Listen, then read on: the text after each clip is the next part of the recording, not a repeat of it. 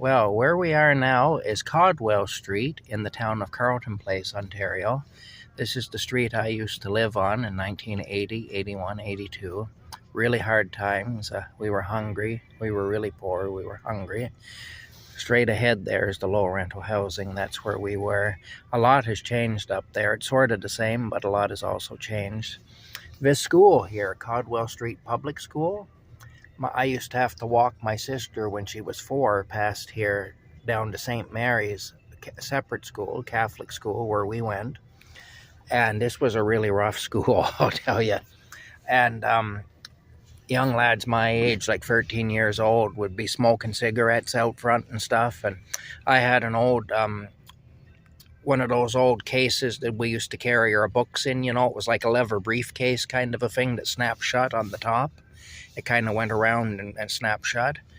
And the clasp was broken on it, so it would hang open, and they'd throw their cigarettes, lit cigarette butts in there and stuff. And anyway, one day right here, a couple of young lads got a hold of us. One of them turned me around, got me in a headlock and turned me around so I couldn't see what was happening.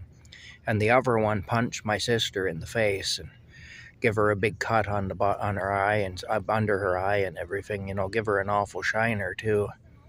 Anyway, I heard her crying and I got out of the headlock. I elbowed the guy in the stomach and I got out of the headlock and I went after the other guy who had punched my 4-year-old sister.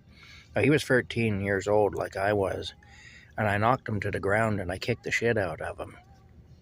I got into a lot of trouble over that too. But anyway, he ended up, I put him in the hospital. Like, I kicked him in the head so many times that he had to go into the hospital because he could have died. They had to make sure he didn't have any bleed on his brain or whatever. I was wearing steel-toed boots at the time, too, for winter boots because I didn't have any good winter boots, and I got these hand-me-down boots that were construction boots, and that's what I was wearing. So I was kicking him in the face with steel-toed boots, and I just saw red.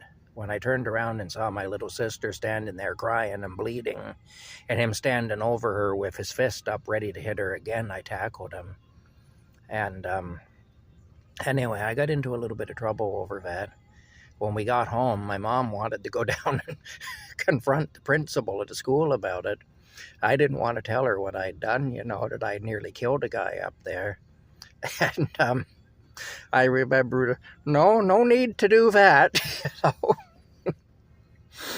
Anyway, I did get into some trouble over that.